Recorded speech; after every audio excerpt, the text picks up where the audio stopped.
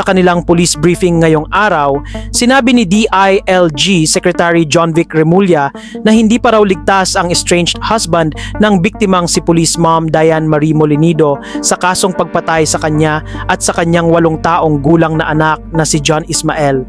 Nasa police custody pa rin at person of interest si Police Senior Master Sergeant John Molinido dahil sa kahina-hinala nitong kilos matapos ang krimen. Isa na lang po ang titignan namin yung anggulo ng asawa ni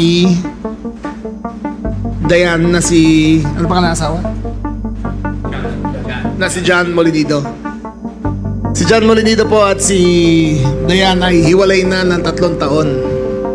Ngunit nung nalaman nung namatay ang kanyang asawa, imbis na subject sa autopsy, ay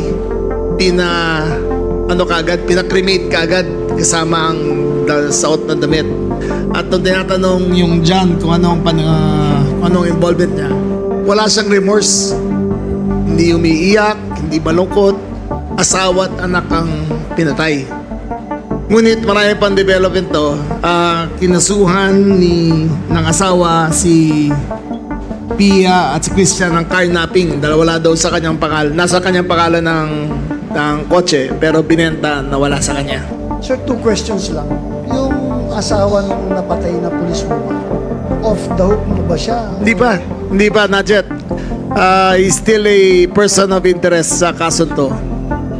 Mainly because 2 things Una, pinili niya makremate kaagad yung asawa niya.